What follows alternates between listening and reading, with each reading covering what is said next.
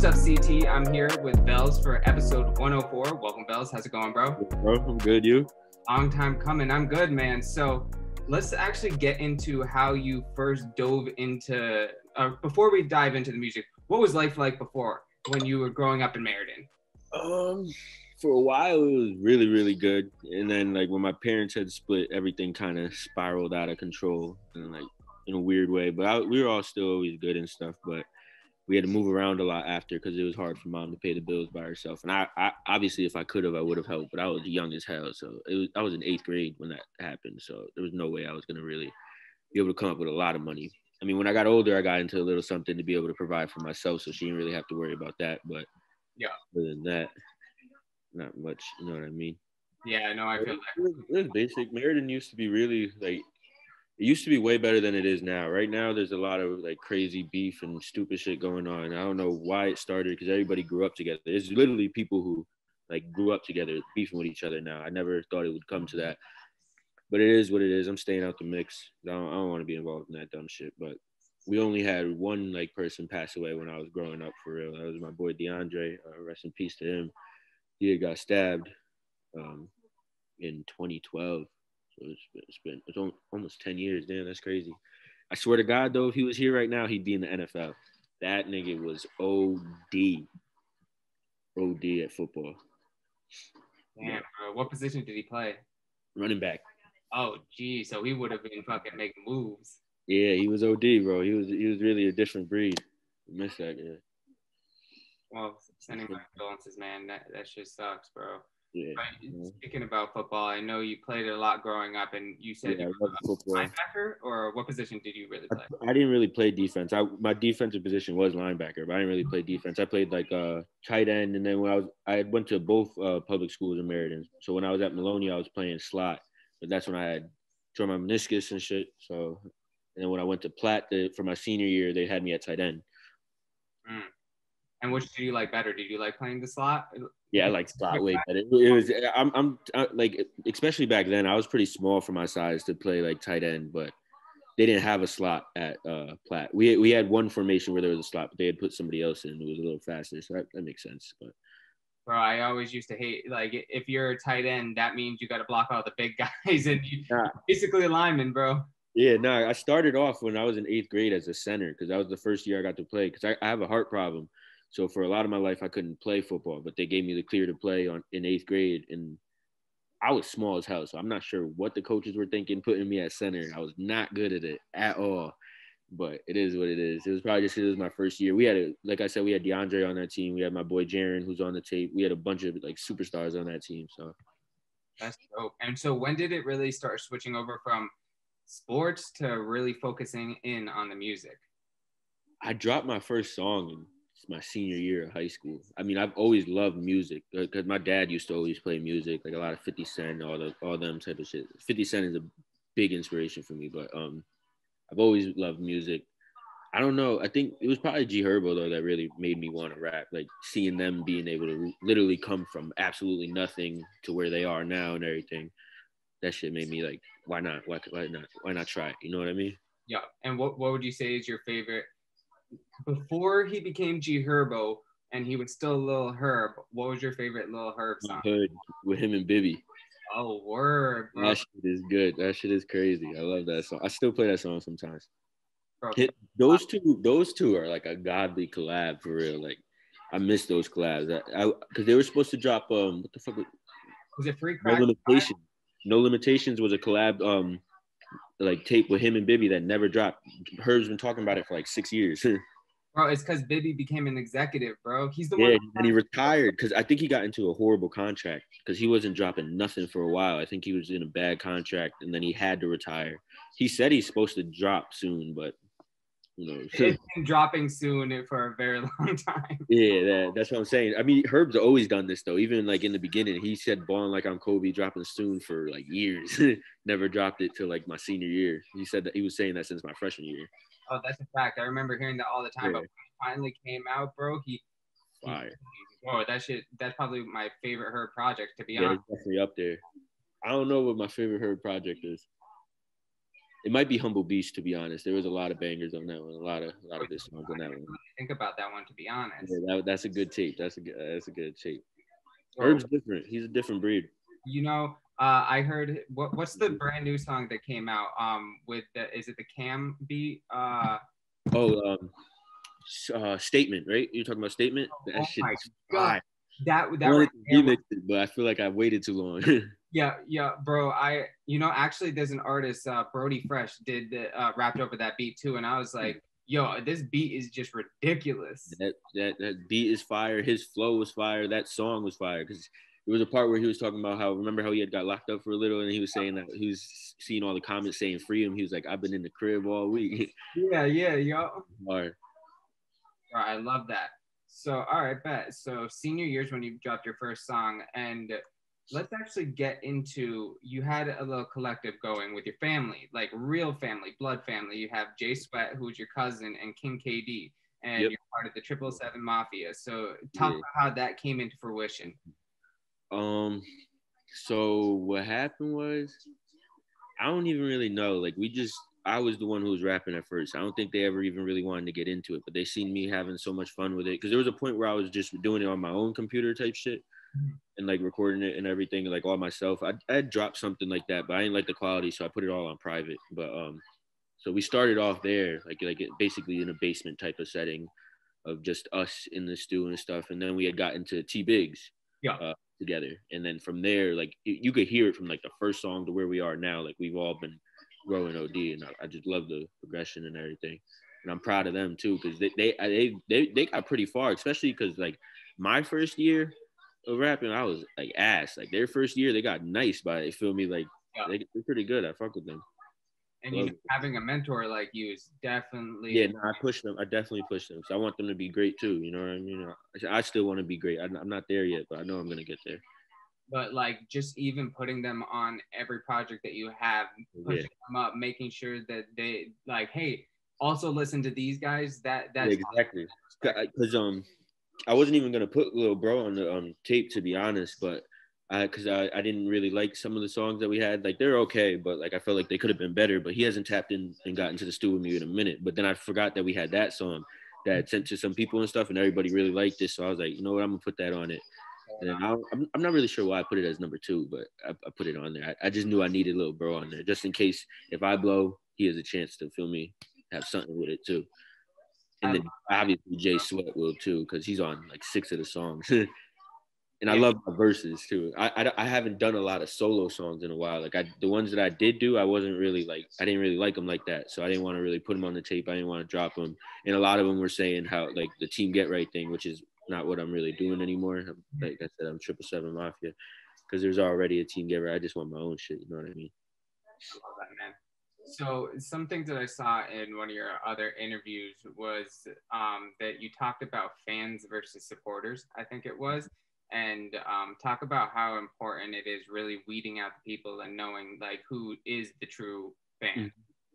So a fan is gonna like fuck with you no matter what. Like once you have a fan, like I want fans because they're gonna like fuck with me no matter what. Supporters too, but supporters might not actually like what you're doing. They might just support you because of your relationship with them or who you are. You know what I mean? But a fan actually loves your music and wants to, you know what I mean? Like see you really go places. Like I have this kid, shout out to him. His IG is like Villain with a 1 instead of an I.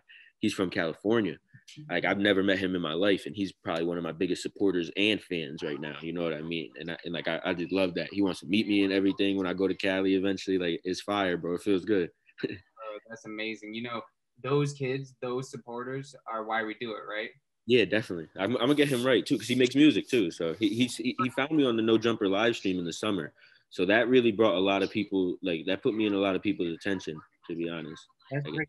Shout out to No Jumper. How many have you been a part of? I'm 8 for 8. They fucked with 8 of my songs. Bro, that's sick. And how did those 8 songs, what was your favorite experience? The first time. I'm kind of mad at myself because when I recorded it, I sounded like a little fangirl kind of. Like everything he was saying about my song, I was like repeating it and shit. Like, because it just had me so hyped. Because, like, I mean, even if he didn't fuck with it, that probably wouldn't have made me quit or anything. But it probably would have made me feel some type. But the fact that he did fuck with it so much, Like it just put a battery in my back. Like I think I was on something that last summer for real. I didn't sleep for like a week for a little while because I was just up, and that's when I had actually put the 777 together and stuff. But we'll get into that and stuff. Yeah, and that actually kind of leads me off into the 7/7 project. So what really inspired you to conceptualize that? The name or like the tape? Let's start out with the name and then we'll go into like the meaning behind the tape. So the name, actually just found the picture of it too, was the 777 is God's number. It's a lucky seven and everything. And the one in this thing, it says luck, wonderful things are about to happen. So when especially at that time when I thought it was going to happen a little faster, but I'm realizing like nothing happens overnight and nothing worth it is going to come like easy. So, but like to me, that meant like I'm on the right path. I'm going to be, you know what I mean? Because it also means success and a bunch of other things and a bunch of other good things. I might do another tape with another angel numbers, like maybe 888 or 999, because 888 is balance. It's when everything is falling into place and it's meant to be. And then 999 is release, which is it's time to let go of what's no longer serving you. So I might end up using those for like a tape name too eventually. I don't know yet. Oh, that'd be fire. I like that idea. Yeah. And, you know, the angel number thing is huge. The fact that you're going along with that because we were talking about it. There's like all that 666 stuff. Yeah, no, I don't fuck with that same satanic shit. Fuck that. I'm not jacking that. And there's a lot of it too in the industry, and I don't understand it. I mean, I'm kind of a woke person, so I kind of believe in the Illuminati and shit like that. Maybe people really did sell their soul. You know what I'm saying? Because I believe in God, and I feel like if you believe in God, you kind of have to believe that there is some type of evil too, devil, something. You know what I mean? So if that's the case, if that's true, maybe people really have sold their soul to the devil. You know what I mean? In like the Bible and stuff, the devil always had like a flute or some shit. So he has a lot to do with the music industry. And I just hope maybe one day, maybe even if it's not me, but like we could bring it back to like God. You know what I mean? I love that. Things. It's going to be very, very nice. That's why I fuck with Juice too, because his 999, his whole 999 thing was just to like turn something negative positive, like because it's 666 upside down. I shouldn't even said that, but I love that, bro. No, you're definitely on the right track, and it's so great to see. One thing that I noticed with the 777 project was that you released the physical copies that you designed the cover art for. So you drew, and then you had the first 7 were from 777. Yep. 7 songs were just singles that were released at the time, and the last 7 were unreleased tracks. So why did you sequence it like that? Well, I wanted it to be like another form of like 777, which it like was, and then the 7 unreleased ones I felt would bring like more attention and make more people want to buy it because it's literally only on that CD. I think all of those songs are only on that CD. To be honest, I don't know. I forget. I might have put one of them on this one. I think Walkthrough was actually one of the unreleased ones that I just put on this tape. But yeah, and I just wanted it to be 777. I mean, it's a lot of songs too. So like, I think I sold it for like $10 or something like that. But for 21 songs, $10, like a lot of people bought it. Actually, I made like over $100 off of it. So I was happy. I didn't even think I was gonna do that well. I got the CDs for free. So all I had to pay for was like I bought like this nice like glossy paper. Mm-hmm. That I had drew. No, I didn't even draw it on there. I printed it. I had took a picture of my drawing actually and printed it on them. It took a couple tries to get the exact size.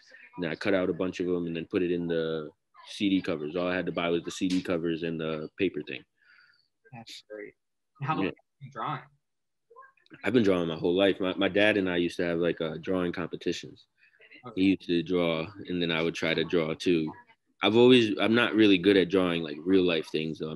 I'm really good at cartoons, but the shading and all that stuff that comes with drawing a real person, I gotta master that still. Cartoons are sick, bro. I was looking at the other drawings and they were fucking nice. Yeah, appreciate that, bro. I really like drawing Naruto stuff and stuff like that. Superheroes. I've drawn a bunch of different Robins, like how I would want them to look and stuff like that. That's sick. Yeah. No, I still gotta check out the show you were telling me about. Yeah, you gotta definitely check out Titans. I'm putting that on my list. I definitely have to. All right, That bet. show is fire. There's a lot of action in it. Like I didn't expect it. Like especially for a superhero movie, there's swearing and everything. That like it's good, bro. You got to check that out, bro. And you said The HBO next Max, season is right? gonna be epic. They're supposed to introduce Joker, Red Hood, like I said. There's gonna be a first Tim Drake, which is the third Robin. Yup. It's gonna be fire.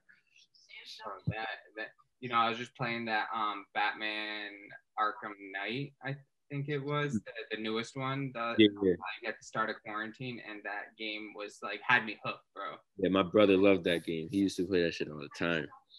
That game, the Batman games are fire. They're slept on. Superhero games and superheroes in general are slept on low key, but I love that shit. And I love Star Wars too. Bro, yo, we already talked about this, but we're probably gonna talk more after. But hell yeah, bro, Star Wars so lit. There's a lot of sagas that I like and stuff. There's a lot of Disney shit that I like. Disney's low key starting a monopoly, but I In fuck all with. honesty, I know it's kind of bad, but it's like I'm here for it because they're Yeah, because all the like they're releasing so much too. It's not like they bought everything and then now they're holding everything. Like there's mad Star Wars shows coming out, mad Marvel shows, mad everything. Like I'm excited for it. For seriously, man. Disney Plus, it's like fire. All right, bro. So let's actually, before we get into the new project that actually just dropped tonight for everybody Yeah, that's listening right it's now live, and bro, the fire. But I want to talk about your relationship with Freddie Duco. You've had him produce a bunch of your songs, and he's one yeah. of the big CT producers that you got on. So Mhm. how did you get in contact with Freddie? Fuck. I don't remember how. I think it was through Logfee, the other interview I had did. Because he's from Hartford. They knew each other. I think I might have met him through here. I tapped in with him, sent him a couple of my songs. He was fucking with my music, and then actually at first he wanted to. I think he hit me up first, and he wanted to do. I thought he wanted me to rap on one of his beats, but he makes music too. He had wanted to collab with me, and we have a collab. I sent you it. I'm pretty sure, but he didn't drop it yet. He said he's gonna drop it eventually, but I don't know when. But yeah, so he wanted to do a song with me. I didn't know that at first. I thought he just wanted me to rap on one of his beats or something, or just trying to sell me a beat or something. I didn't even know that he like wanted me on one of his songs. So that felt good. Cause he to me he's low key like a legend because he makes fire beats and he had that whole like that dumbing out shit. A lot of that stuff was with his beats and he was close with Zoe or whatever. Rest in peace to him. I never got the chance to meet him. I wasn't really on my shit at that time. I should have been. Cause he was about to do tours and all this other type of stuff. Like I wish I was doing stuff like that back then. Yeah, seriously. And Freddie Duco, I'm pretty sure did J Rock's big song. Yeah, he did, and he actually made I was looking at his SoundCloud. He has a beat that P&B Rock had rocked on had rapped on, and then he had some shit that Yachty had rapped on. I was like, oh wow, That's dope, yeah, bro. that's fire. Shout out Freddie because he's been killing it, man. Yeah, I had no idea I wasn't following him. So as soon as like I saw like through your account, I saw I wasn't following him. I was like, boom, gotta follow him. And yeah, he's a legend. Yeah, he's nice. bro, he is nice, and he Definitely got gonna have more shit sound coming. too. He actually helped me out. He had got some label A&Rs and stuff like names and emails and stuff, and he had actually sent my shit to them for a couple, like I think he sent it to like 4 or 5 labels. I forget, but we haven't heard back yet. But But right there, that's just genuine love. That's just yeah, him like really putting on for his state, and that's a beautiful sight. mm-hmm. All right, Hopefully we'll be back. yeah, man. Even if not those straight, I kind of want to stay independent. To be honest, it's just hard at the end of the day. And Yeah, like I said, like I told you before, I'm reading the 50 Cent book or whatever, and he had said like, because there was a point where I didn't want to sign no type of deals, nothing. Like I didn't even want to hear about it or nothing. But he had said like it has to just make sense at the end of the day. It depends on who you're signing to. You can't always think about the money because sometimes who you're signing to could be more than the money because they could get you further and more of what you want and type of shit. it's really like if you have the talent, all Yeah. that matters is the networking. It's Yeah, just exactly. Now that's why I've been figuring out. That's why I want to start traveling and stuff like that. It's hard because of Corona and everything. It's putting everything back, but I'm not gonna let that shit stop me no more because you still can travel. So I'm gonna get to it. yeah, facts. Seriously. So where are you right now? You're not in Connecticut, right? You No, said I'm in Virginia right now, right by Richmond. So a little town called Henrico. nice, bro. Yeah. Word. All right, so let's get into the big project. I'm coming back in 2 weeks though. Just dropped, bro. So first question I have for you is, how do you feel now that Wait, about the project that I just dropped? yes, sir. I love it, and I love the feedback I'm getting from it. I'm loving that everybody else is loving it and seeing the growth, and everybody's proud of like how much I've, like I said, grown and everything. It feels good. You know what I mean? It feels really good. Facts, man. And what would you say you did differently compared to the 777 project? So 777, I think I wrote out every single song. Some of my songs, like My Way and Risk It, like I didn't freestyle, but I just punched in. Yeah. And like it came out good. And like I don't really practice singing and stuff like that. Maybe I should, because it will probably get me better at the end of the day. But I just go into the studio and try shit. And then Biggs be helping me out and like telling me if that sounds good, if that sounds not. Like I could tell by his reaction what sounds good and what sounds not anyways. But even when he doesn't say it. But he be hyped when like I do make like the Juice World type of sound or like the My Way, you know what I mean? When I come up with those, because it's fire and that'll work, you know what I mean? That'll definitely work. I was gonna say that whole distorted singing voice that you got, like that right there is a sound that is going to stick out to anybody that hears the track. Exactly. I want to perfect it so that I could really like use it to my advantage. Because people do say I sound like A, B, or C, but at the end of the day, you can still tell it's not A, B, or C. It's me. You know what I mean? Like it's still something about it that is different, and that's what everybody wants. There is a book called Steal Like an Artist. Have you heard of that? Mm-mm. Okay, so Steal Like an Artist, basically one of the things that they say is like um a true artist will derive inspiration from a lot of artists. Yeah. Oh, I listen to so much music, bro. Yeah, I remember you said Juice World and Uzi are some like Juice some WRLD, people Uzi. say but they would, the thing is you have inspiration from more than just them two. Yeah, definitely. How you, Polo G, Lil Papa. So many different influences. I love music. That's why. Like I love listening to music. I love finding new people. I love finding new music. Like I don't know. And like I like the whole new like the Polo G kind of sound where like they're like kind of singing or harmonizing, melodizing or whatever. But it's still like it's like still like trap gangster type of like storytelling. Like I like that. And I want to try to get more into that. Like my next tape, I'm gonna have a couple of stories probably on there. Some more Polo G kind of stuff. Like, you know what I mean? Like, I'm going to branch out. And obviously the Juice World sound, too. Because I like doing that sound, too. And I like listening to it. and that's a big thing. You want to make music that you want to listen to. Exactly. That's what I try to do is just like, because I like a lot of good music. And everything I like is usually working, like, in the industry and stuff. So I figured if I could like my own music, that'll probably work, too. So That's a huge thing, because some people don't really, they disassociate themselves from their music and they try to push it even though they know that they themselves, if it wasn't their music, they probably wouldn't fuck with it in the first place. yeah, no. It took a lot of confidence. Like I had to build up a lot of confidence and stuff. I lack a lot of confidence for whatever reason or the next, but I just had to build it up and stuff so that I could to even drop this. I was been supposed to drop a tape, but I was going through a lot. Like I had lost my aunt, which is my cousin's mom, actually, the one Jay Sweat. So rest in peace to her, Auntie Cassandra. And then actually during this week, I had just lost my grandpa, but on my dad's side. But yeah, appreciate you, bro. But, yeah. So I just had a lot going on between Corona too, and then my girlfriend moved to Virginia now too. I just had a lot that I was dealing with and stuff. So I wasn't really ready or in the right mindset or mind frame, or I didn't really feel like it was time to drop. You know what I mean? So I waited, and I'm happy that I waited because timing is everything at the end of the day, and everything happens for a reason. So Seriously, man, that's I got adding 22 in my DMs more now. You know what I mean? So it might not have happened if I did it before. You know what I'm saying? I might not have made this relationship. I might not have got in tune with Mike and everything. You know what I mean? So no. Facts, exactly. And it just goes down to, just because you did it at the right time, now look at what's happening. exactly. So I'm still happy with it. And I'd read something about how people would deal with anxiety. A lot of it comes from stressing things that already happened or that in my head might happen or something like something in the future. Like they were saying just to live in the now. And that's what I'm trying to do is like stay in the present, try not to stress the past, try not to stress the future, try to just live in the now. Because that makes me happier too, not having to worry about everything else. I'll worry about that when that time comes. Like it's hard. It takes time. Like, I still haven't mastered it all the way or anything like that, but it's getting better. You know, in all honesty, none of us have mastered it. That's something I'm really trying to focus on. The present is very important to just be in because, you know, the past already happened and the future hasn't happened yet, but the present is happening in front of us. So you Right now. Exactly. Yeah, my mom has cancer too, so I was dealing with that too. So there's a lot of things.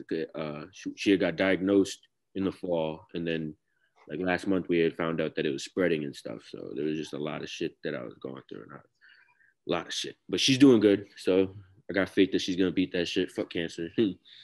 Seriously, man, I'm sending positive energy to her, man. Appreciate you, bro. Of course. All right, man. So what made you decide to get My Way as the intro as well as the pre-release single?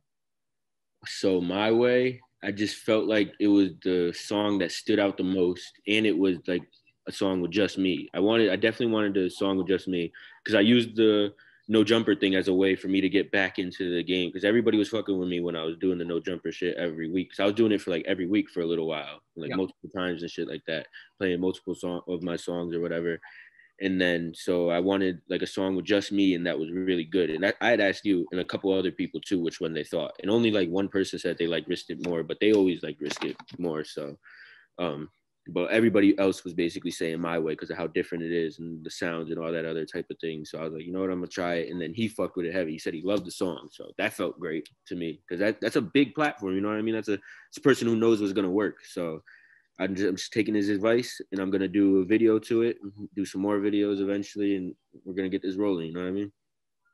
Bro, that's so sweet. And you, like we talked about when we first started DMing each other, I was very impressed how you went about the live streams because a lot of people will go on there, send in a song that's 7 months old and is probably not their best piece, and they're like, oh, that doesn't even work. And it's like, you just got to put your best foot forward. And you did that. And I've always respected that, man.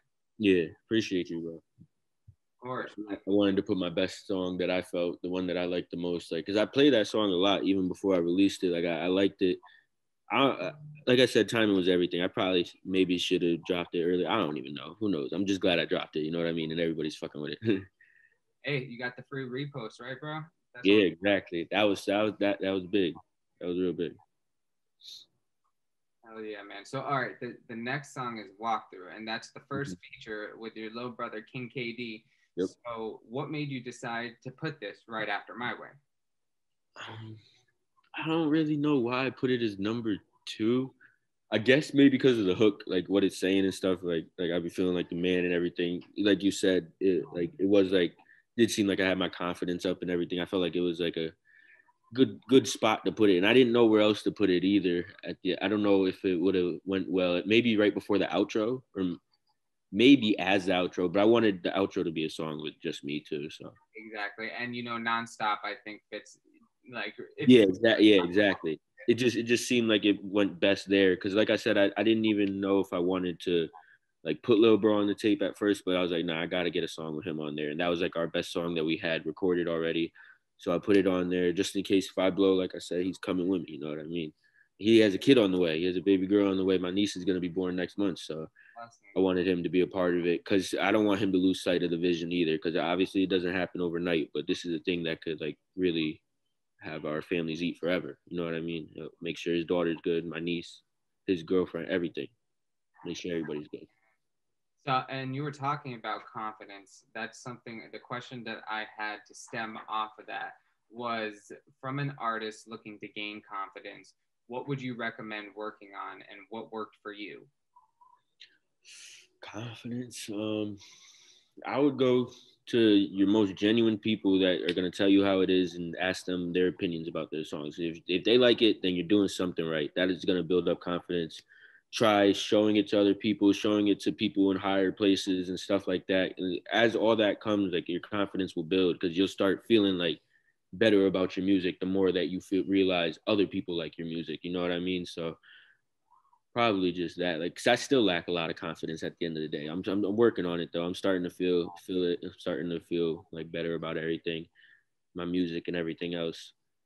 Thing is that nobody would ever know, and that's the key. We're all exactly. You wouldn't. Yeah. the confidence is that smile on the outside that makes everybody, or the lyrics in the song that makes everybody goes like, okay, yep, he got that. Yeah, I'm humble as hell, bro. At the end of the day, I'm not really the cocky type. I've never been that type. Maybe playing around or like in a video game, if I'm busting somebody's ass, I might start getting of course. but I have to be like in my zone and with my people.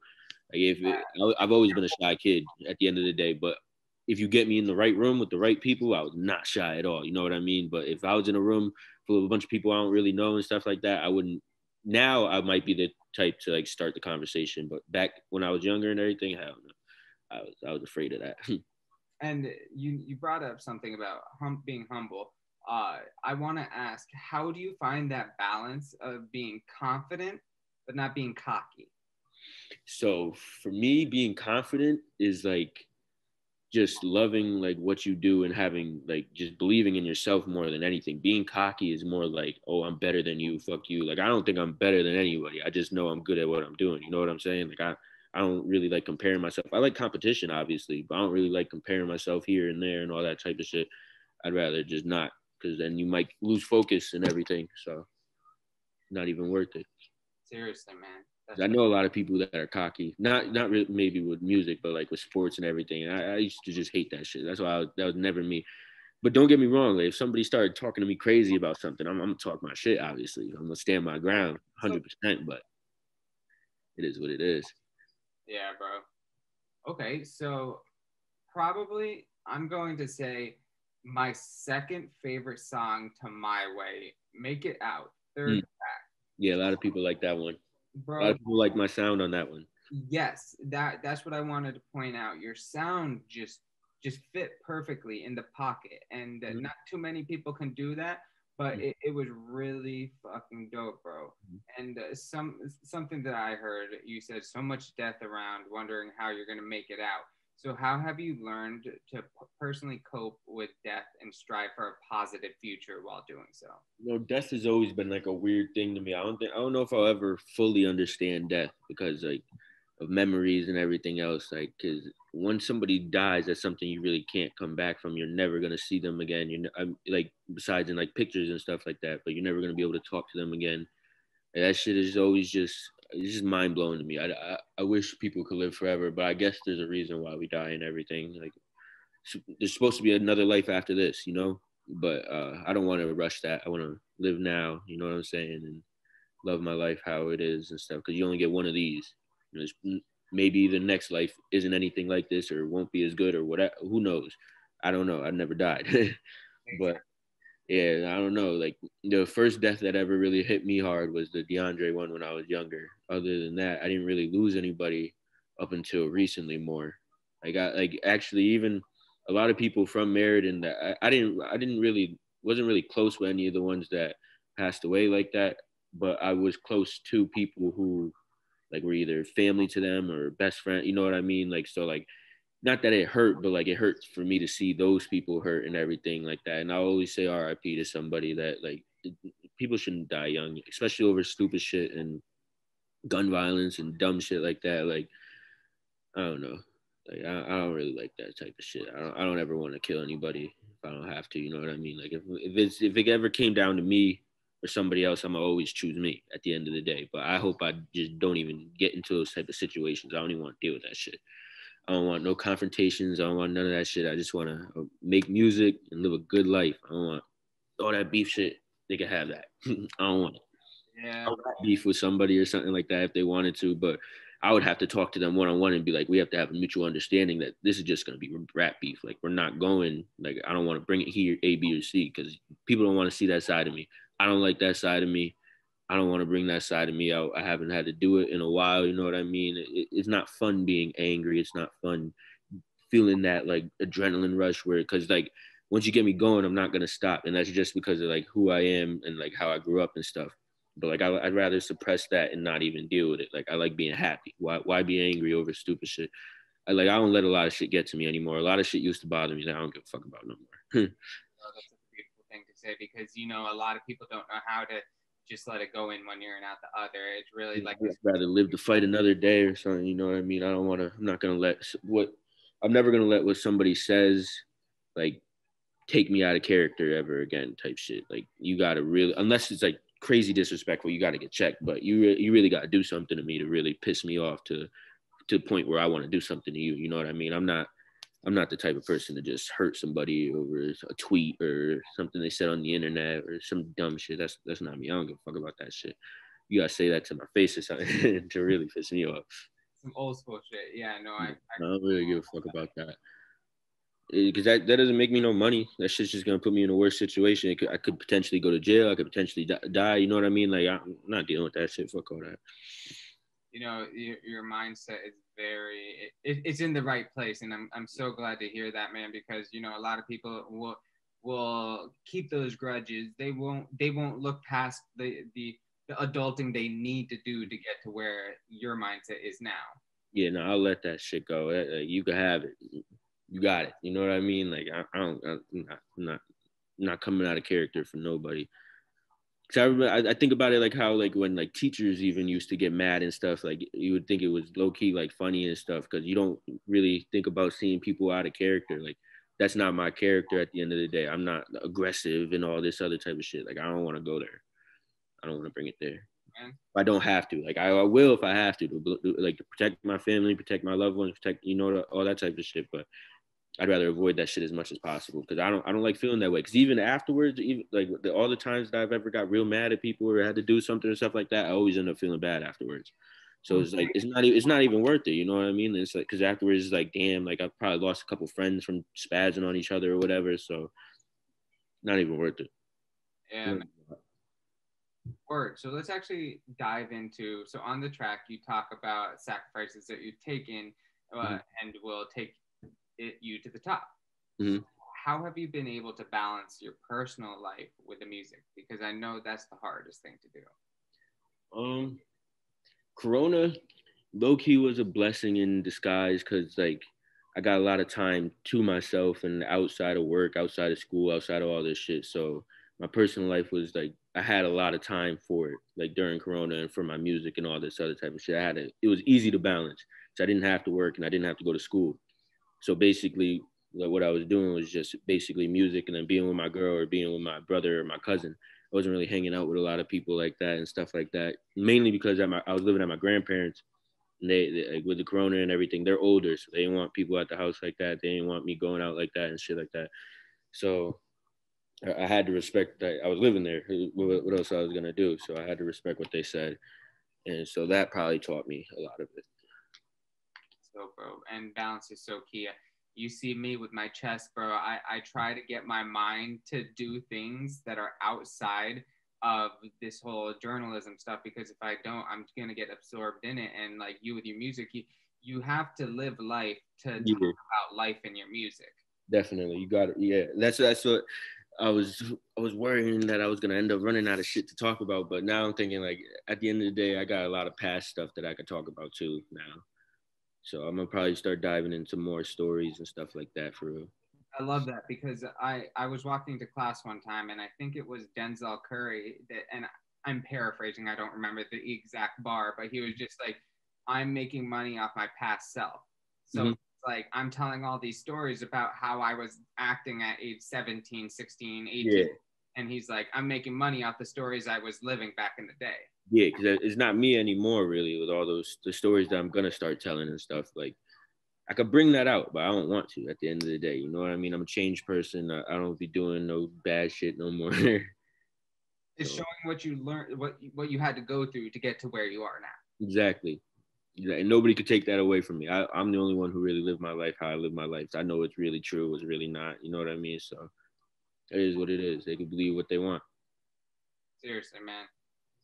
All right, let's actually get down into Hurt. So is that the fourth song on the project? Yeah. So this one was very interesting. This one's produced by Freddie Duco, right? Yeah.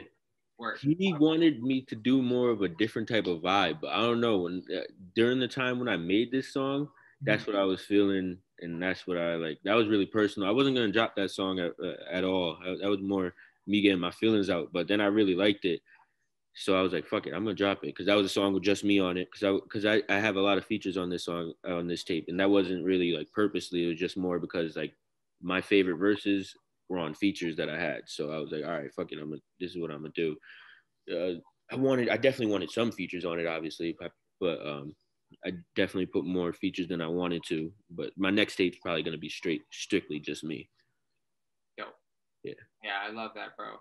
So with her, you talked about the hesitancy of people trying to reach for the stars, and that's kind of like this local mentality. So how have you personally combated that local mentality and actually tried to reach for the stars? I don't know. I just know there's a big world out there, you know, and like it's much bigger than CT.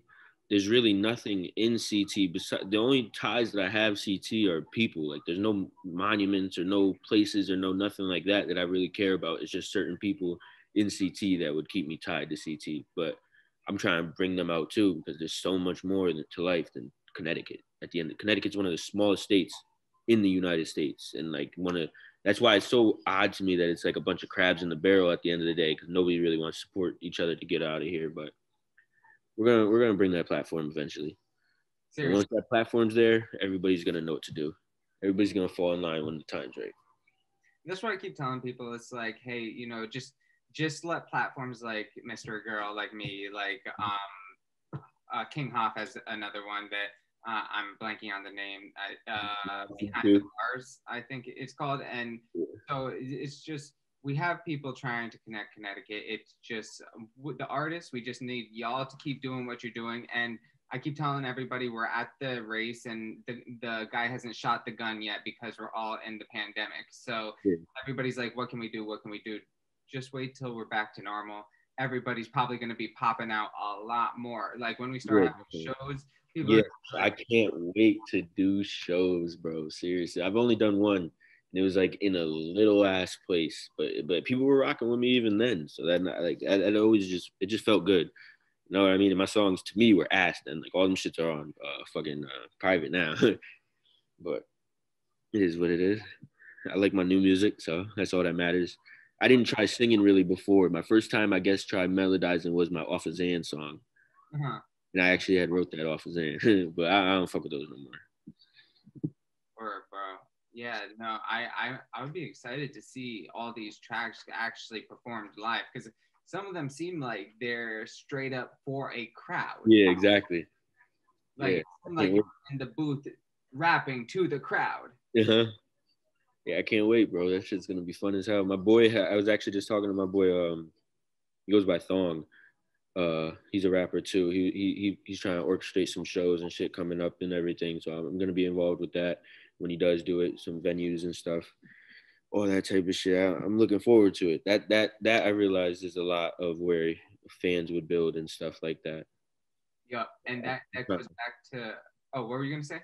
No, my fault. But I'm trying to leave the state and do some shows and stuff too, because for whatever reason, you're gonna get more support from people you don't know than a lot of the people that you do know. And who knows why that happens? Maybe it's because people can't see like that you're evolving or whatever it is. You know, I don't know what it is, but it's that feeling of true friends will support you. But yeah, but the people like from your hometown, like me, they just still see me as Clark. They don't see me as Clark from CT Breakthroughs, and they will never switch until if I become as big as Adam 22. Yeah, exactly. And like it's just that mentality where it's like corny to me, but yeah.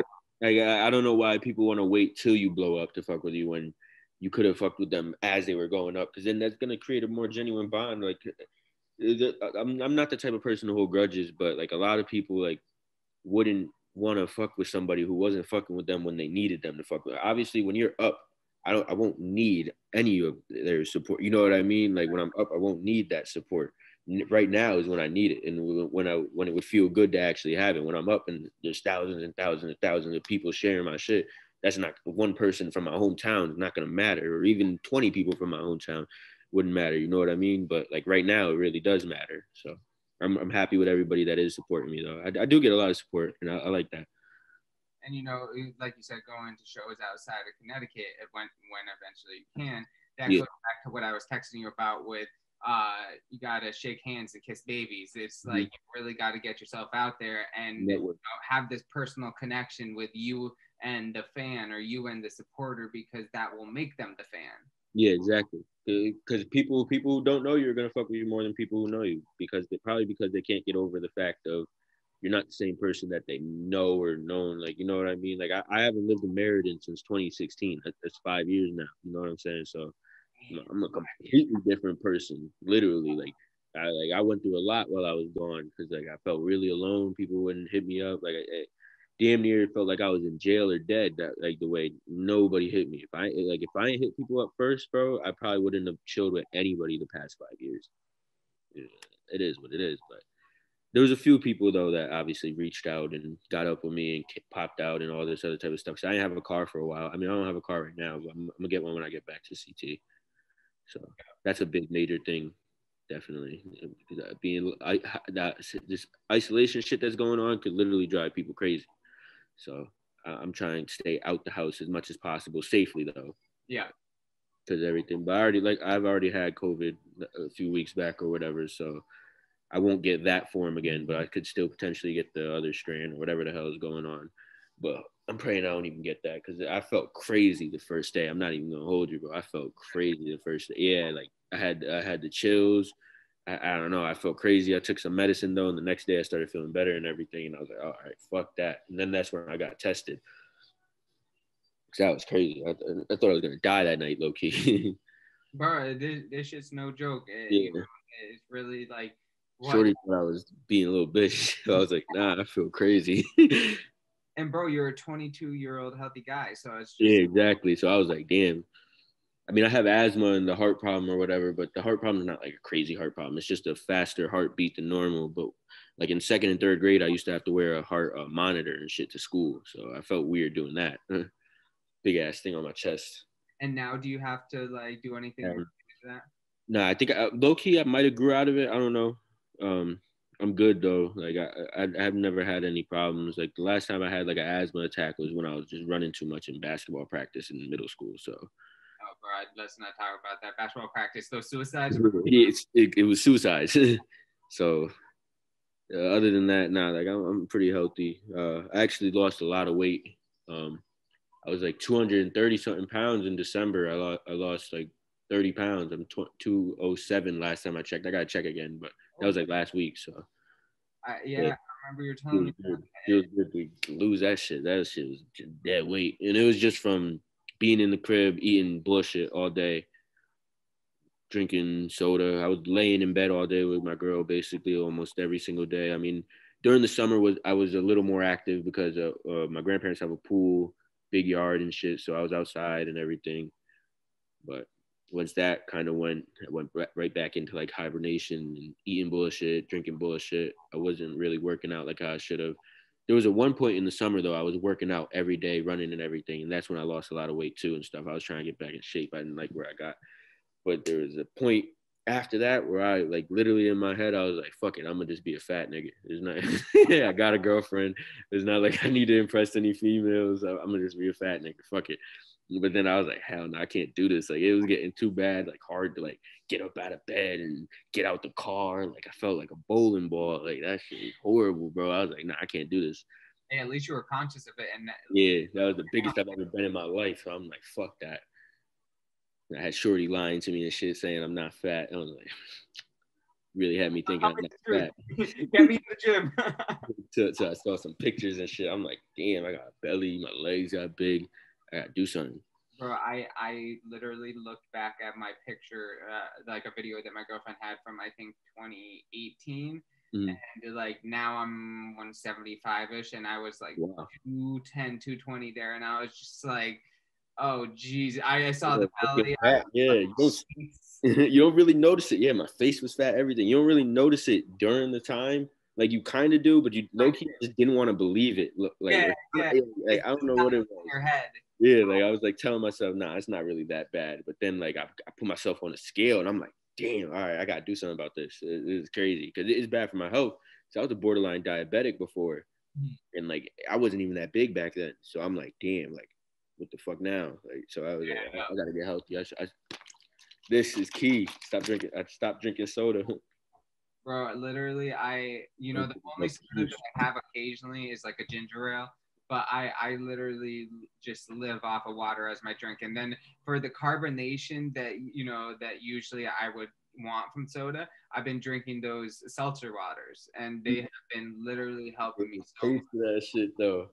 Can't I couldn't do it for my first couple of years, but my parents always had it at my house, and it'd either be tap water or that, and I'd be like, all right, I'm going with this, and I just started fucking with it. Nah, it's probably an acquired taste. Like once you get used to it. Very much so. It at first and this is same with all my friends, because I'd be like, be having dinner at my house, one of my friends would be there, and my dad would be like, you guys want a seltzer water? And they'd all be like, no. And then all my friends now are like, yo, bro, I really appreciate it. I've been drinking seltzer water all the time now. It's good for you, right? Yeah, it's literally like carbonated water. There's 0 calories, like, but it has that like.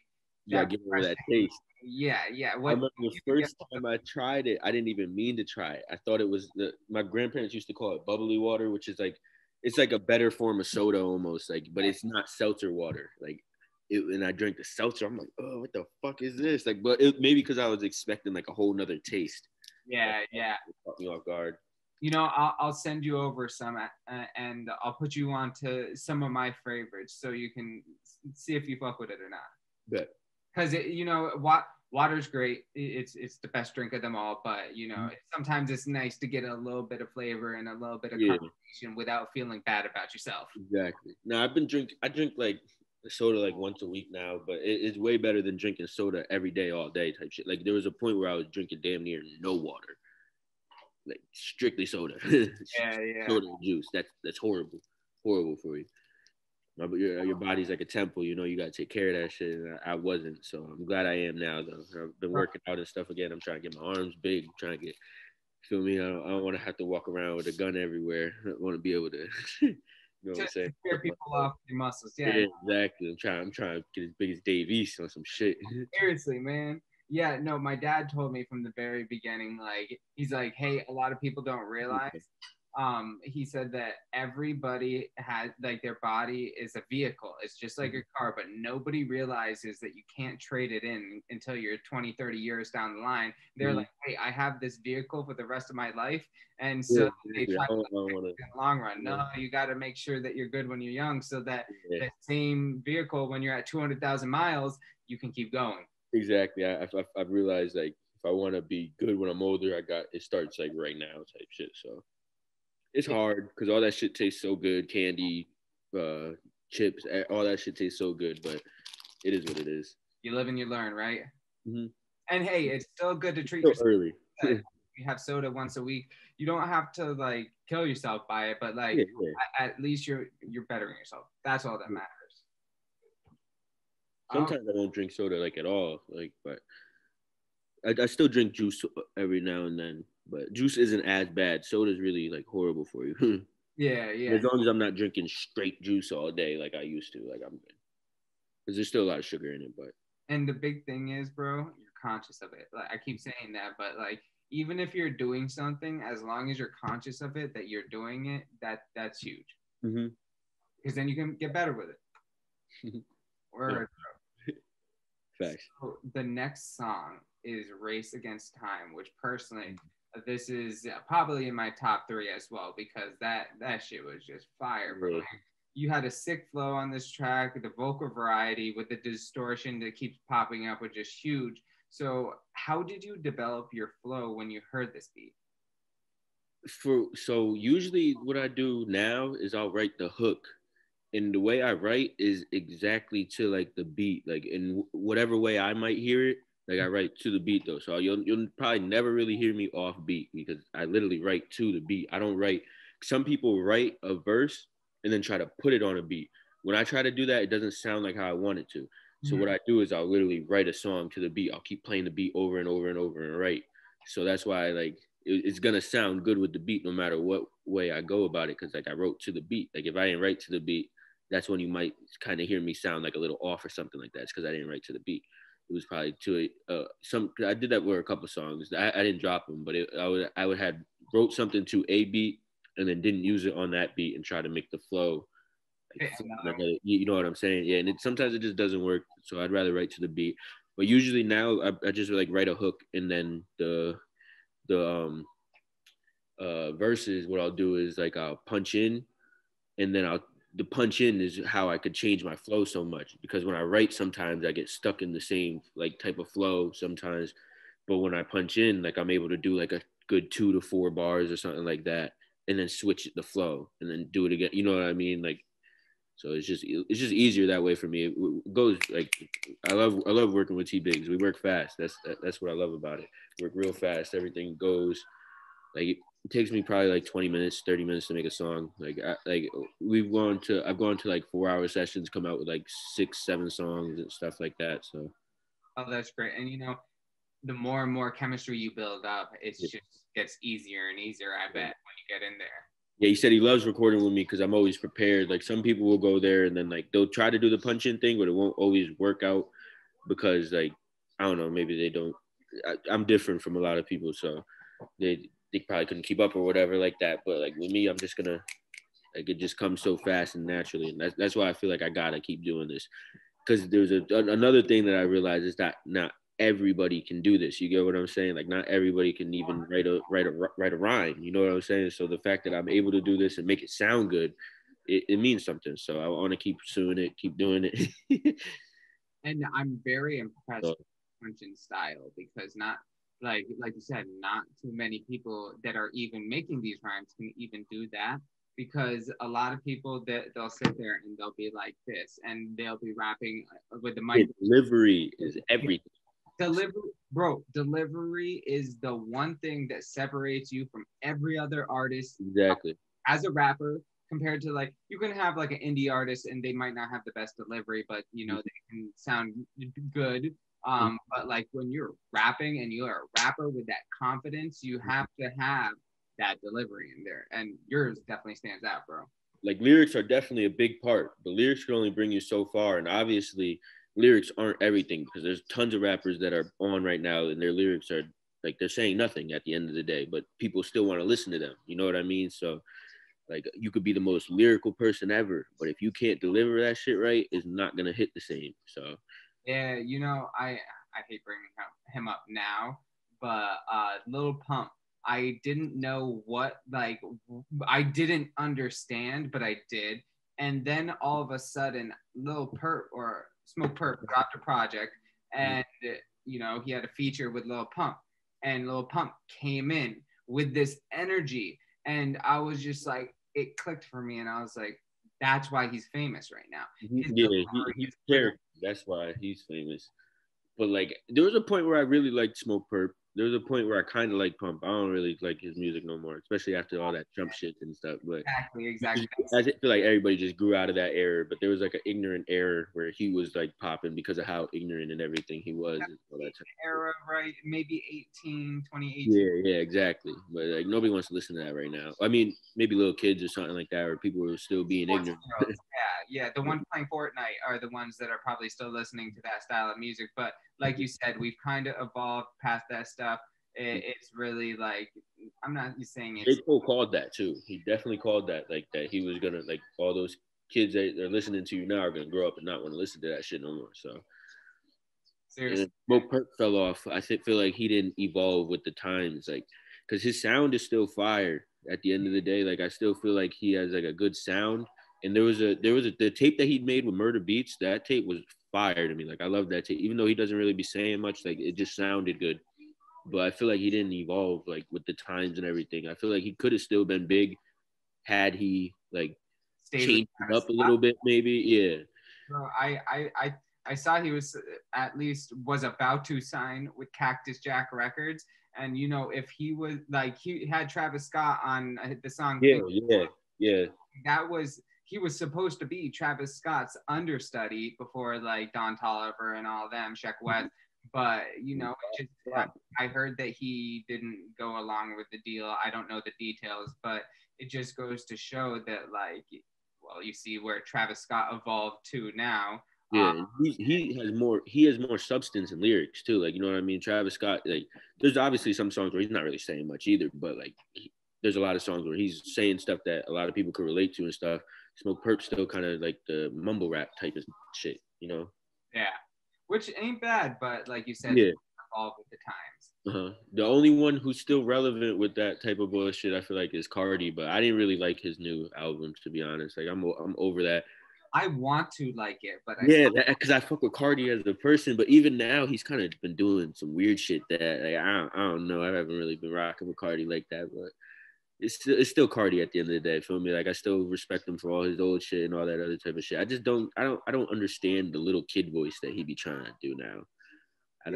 I can see how it's marketable, and but at the same time, I personally like I have a very unpopular opinion that I really did not like Magnolia, even when it was like I didn't, and I wanted to, bro. I've literally sat there alone, played it multiple times, trying to get myself to like it, and I still just say I get it, but I will never be liked in my playlist. Yeah, it was just catchy. That's it. Like he really said absolutely nothing in that song. It was just catchy.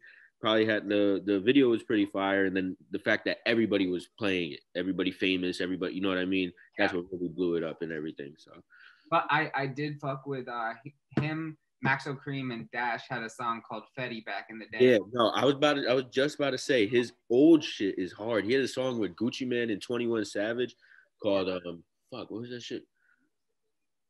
Like Peephole or Peepin', I think it was called. But that shit is fire. Like that Cardi verse was fire. But the old Cardi was fire. The new Cardi, I don't know.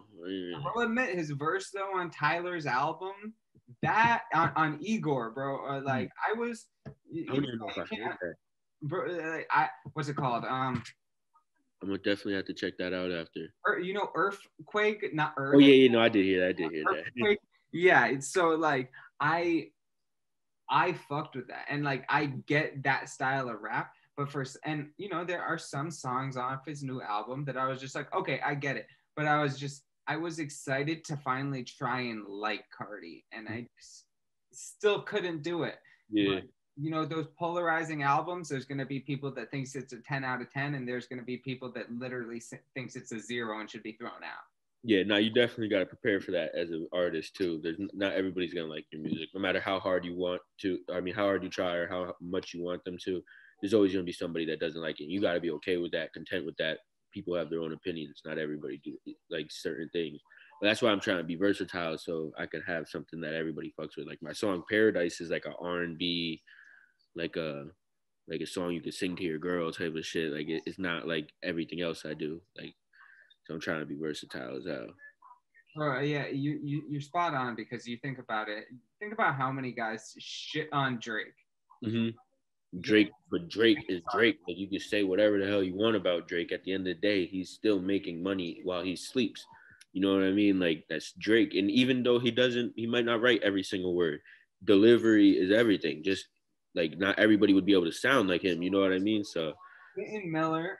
He's a great writer, songwriter, and that's where the lyricism comes into play. You can be a fucking phenomenal songwriter, but was that his songs going to be as big as they were if Drake? Yeah, unless he could sound exactly like that or even like close enough to it, maybe they would be as big. But if he can't get that delivery, I don't know. It's just like a lot of Drake songs wouldn't hit if they weren't like Drake. Yeah, exactly.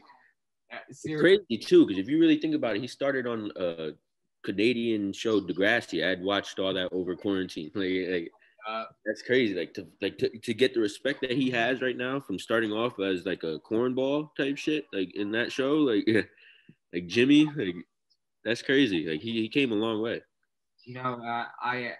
I try to never throw shade at it, especially at somebody in a position like him, because you got to think about how much time and effort goes in. Because like you see us talking about just like how you went through this project and like how to go through something and literally get it down. So it's like you have, I'm not saying every album is a perfect 10 out of 10, but like you have a song for every single fan on every single exactly. You got to out like the marketing aspect behind these bigger artists. Like I always hate, like even with like Super Bowl commercials, people are shitting on them, and it's like, yo, do you realize how many like people were on set trying to develop this commercial, and it's actually a good like quality product, but the money Drake got for that Super Bowl commercial this year, probably like that's Drake at the end of it, like that's crazy. Yeah, man. Okay, so Like that. They literally get paid to go to clubs, go to parties, go to like yeah, pay to go to parties, go to you know what I mean? Like they get paid to go. just That's crazy. not even like perform there, just literally Just show up, like literally, like that's go money. like, yo, so and so is here. Yeah, like that's crazy. Like you don't even have to perform. Like that's crazy. Like they get paid to go to show up places. Like that's how I'm trying to be one day. Like that's literally time is money. Like my time is literally gonna be worth money one day. That's crazy. Seriously, bro. Okay, so I know we kind of went diverged a little off, but I want to bring it back to Race Against Time because Yeah. in the hook you said Race Against Time. I wish I could rewind, but I'm standing on my choices because I'm one of a kind. Yeah. If you could rewind time back while keeping the wisdom you have now, what would you do differently for your music? I would have stopped spending so much money on weed and all that dumb shit and would have put it into my music and took this shit serious before because I probably would have still been able to develop to the sound that I got now. It probably just would have took more hard work. Like I didn't take it serious.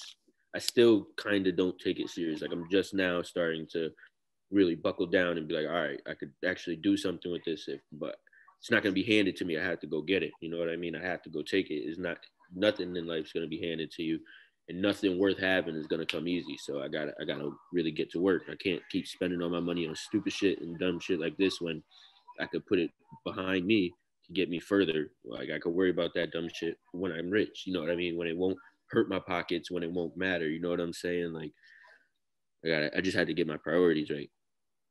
Or I saw somebody tweet out how they were just like, yo, you guys are spending like, 40 on an eighth every day, and yet you guys say you don't have enough money for like a video or a studio time. And it's like, stop smoking for a week and you'll have your money.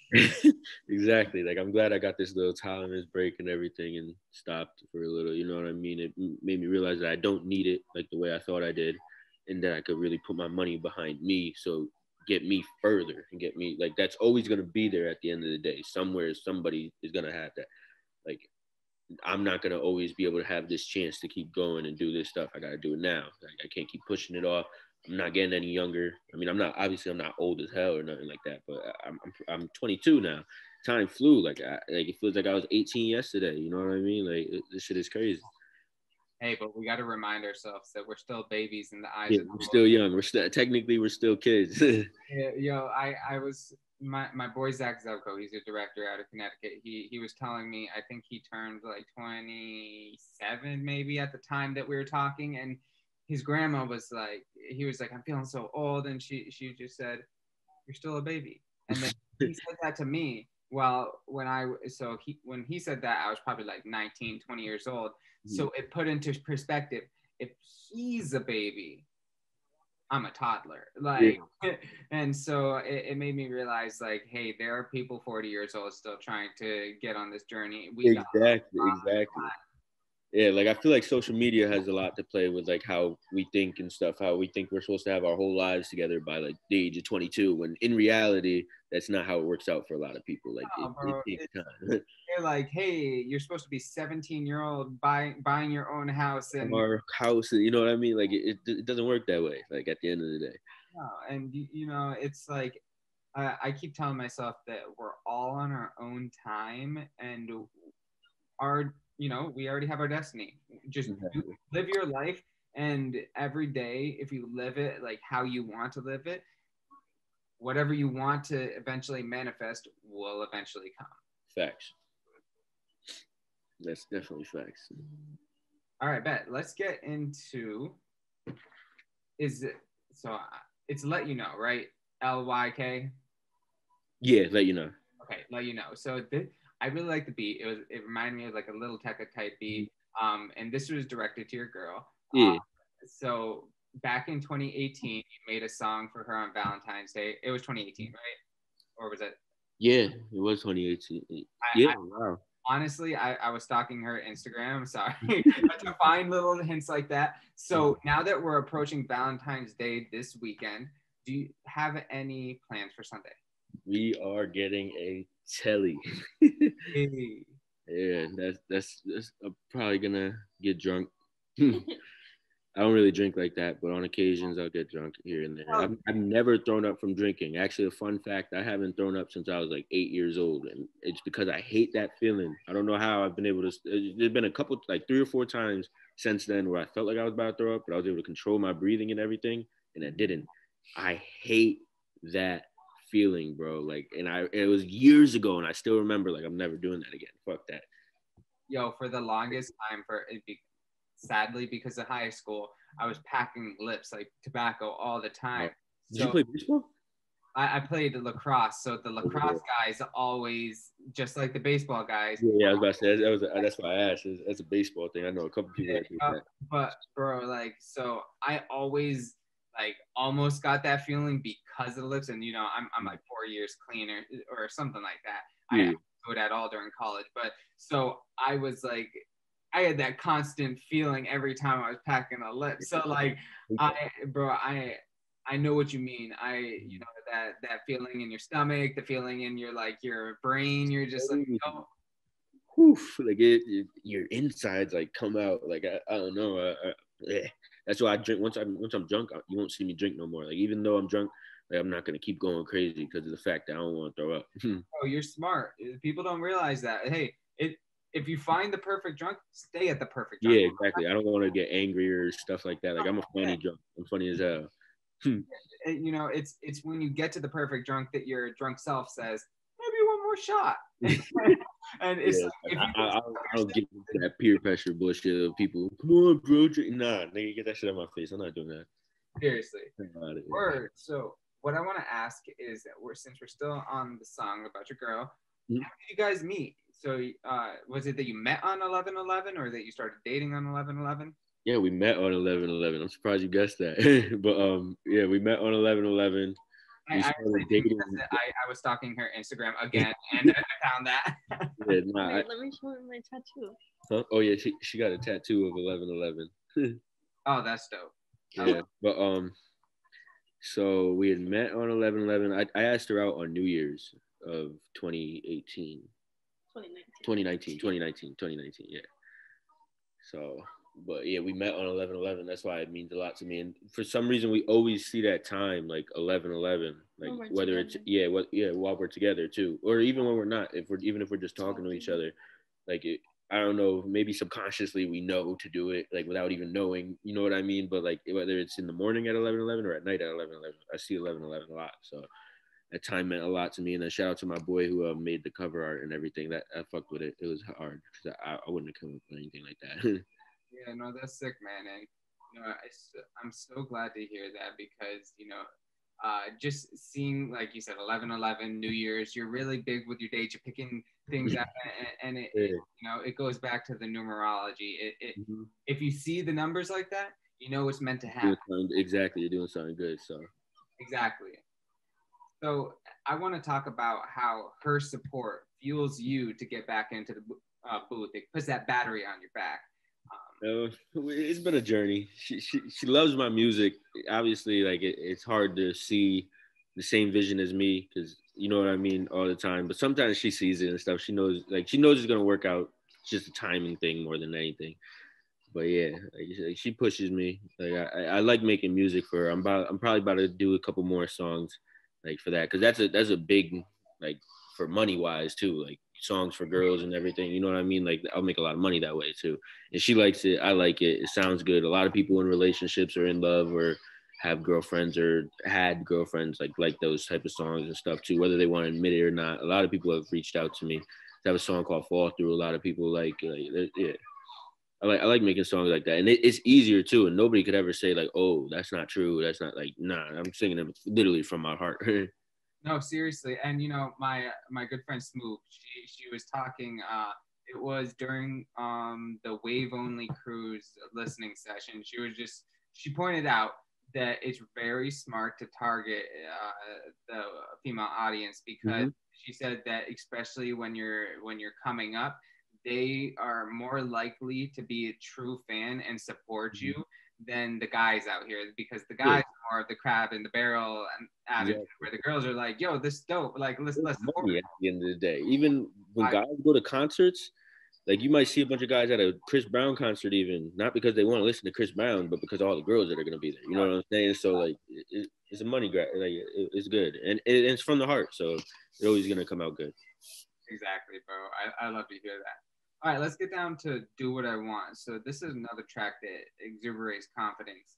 A recurring theme is that the switch up of old homies. So how have you been able to not let the switching up of your old friends bother you? Fuck them. Feel me? Like if they want to switch up, fuck them. It is what it is. Like, I can't control nobody. I can't, like, you know what I mean? And I've learned not to rely on anybody for anything. If I want something, I got to go get it. Nobody's going to give it to me as much as I would want help or whatever. Like, that's not how the world works. Everybody got their own lives too. I mean, a lot of things, like I was probably overthinking with certain things and stuff too, like where it probably wasn't even to what I thought it was. But like, there's a lot of people that I've reached out to, and we were able to fix things and shit like that. So like, I overthink a lot. So sometimes it was me more than anything, just overthinking. And like everybody has their own lives and things that they're dealing with. So once I realized that, like it was easier to like let go of that type of grudge and stuff. But that's how I was feeling at the time. You know what I mean? We feel that. So all right, I actually asked this question previously. One other thing is that I'm talking about the theme, the recurring theme, but this reminds me a lot of My Way. So you're going to do what you want and go your way. So I thought that was really cool. And I like seeing that consistent theme throughout this because it really hits home every single time. Like, hey, just like showing that you're doing you and it's working. Yeah. Now, when I had made it, there was a time period where like everybody around me was telling me that I'm like moving too fast, literally like how I said in the song, like I need to slow down and stuff. And at that time, like I was on something, like not literally, but like there was probably the Adam thing. It literally put a battery in my back type shit. And I was just like ready to go. I just wanted to keep going. I didn't want to slow down at all. I wanted all gas, no brakes type shit. Like I wanted to give it my all and stuff, but then life had hit, so I had to slow down. It wasn't really that I wanted to. There was things I had to deal with and shit like that. Seriously. Yeah, man.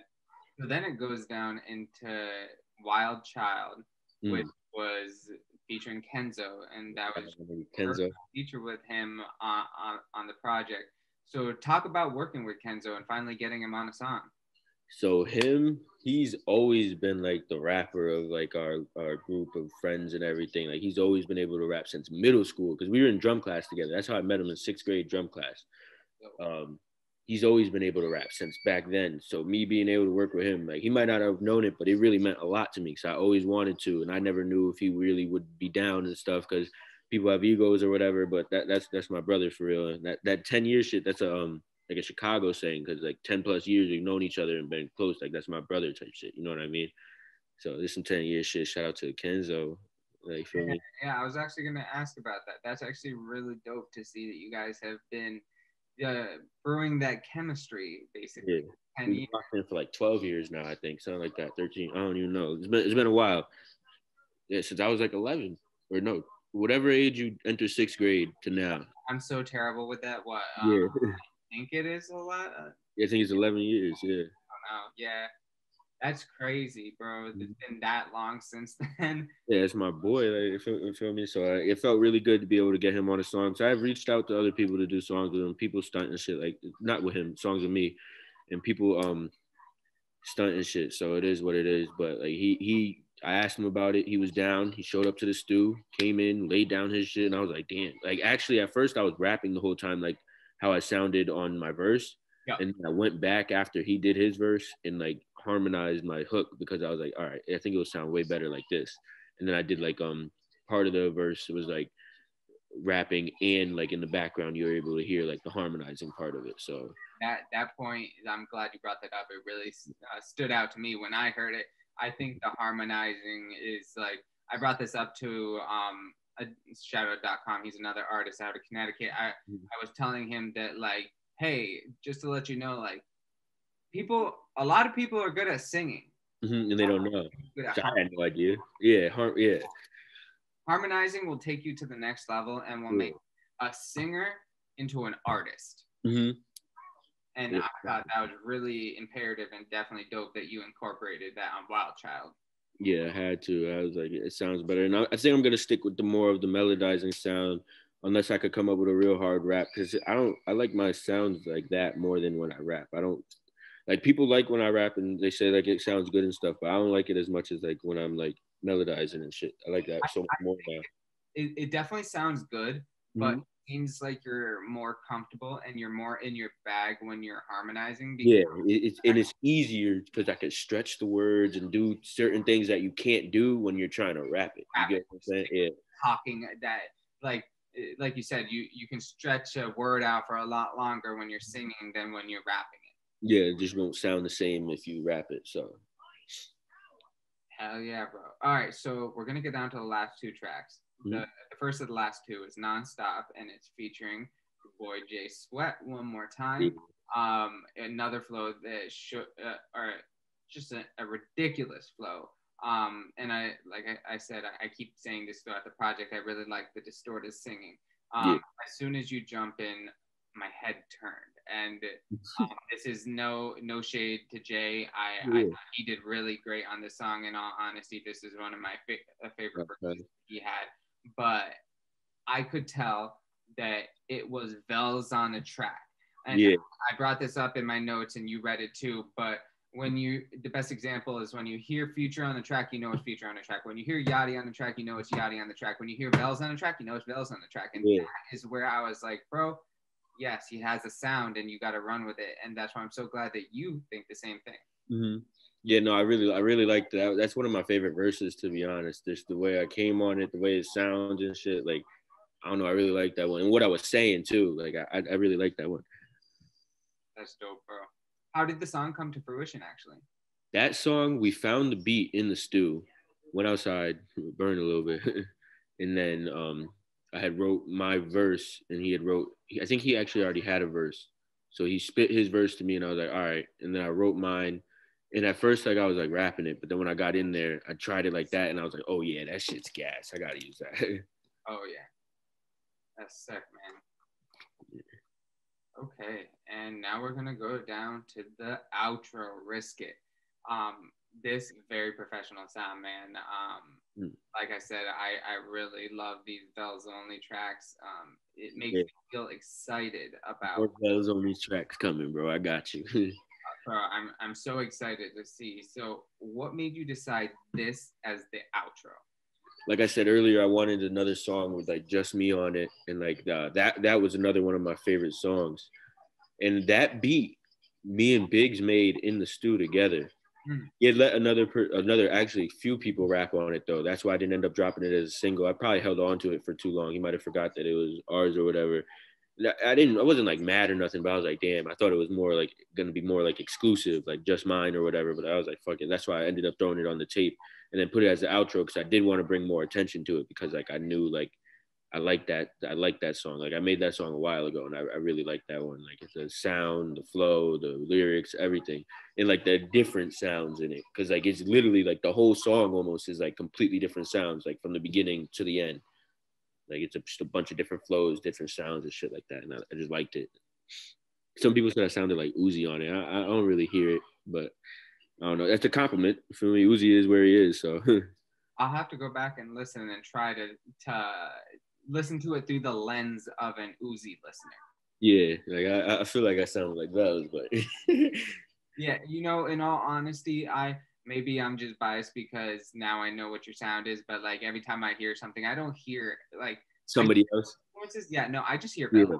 Yeah. Like that's why I think people more mean than anything. Like it sounds like maybe the influence came from that more than that I actually sound like them. Like the only one maybe is my Conversations remix that I did to Juice WRLD, where people say I sound like Juice, but like that was like kind of supposed to, you know what I mean? Like yeah.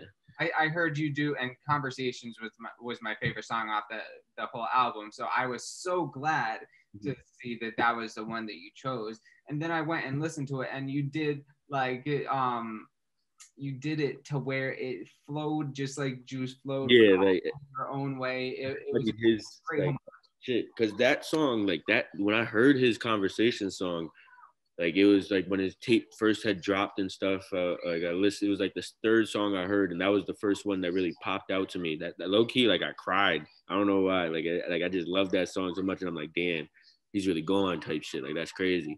Like not cried, but like and then like because that same like after I listened to it like 3 times, I started writing my own and like to the same type of flow, same type of everything that he did, and I was like, all right.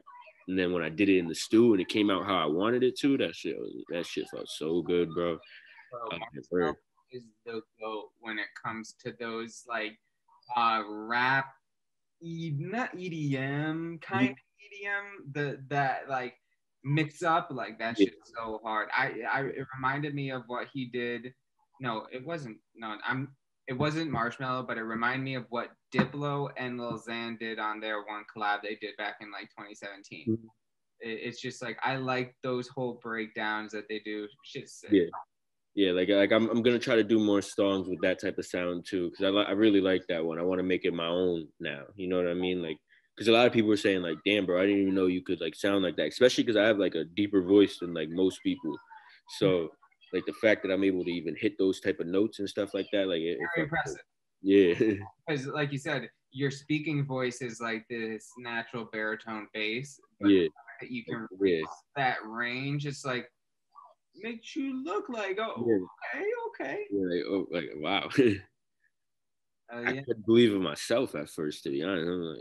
Especially like Paradise and songs like any song where I actually melodized, like I'm like, damn, I didn't know I could do this. But you want to know what made me try it? Actually, I'd watched the Tory Lanez interview, and he had said that when he first started rapping, he couldn't sing like at all. He said that he practiced it and like kept trying it and stuff. So I don't really practice my own songs. What I would do is like I would sing along to songs like of people singing like Drake or Polo G and stuff like that, and try to sound like them. Mm-hmm. And then I guess that's probably how I worked on that muscle, because it's a muscle at the end of the day. Like it's muscle. The more you work on it, the better it will get. Practice makes perfect. So I guess I guess I do practice singing in my own like weird way. I just don't practice like my own things, which now I'm gonna start doing before I go to the stew, because like that way I'll be able to hear it better. You know what I mean? Like in my head and stuff like that. More prepared. Oh yeah, man.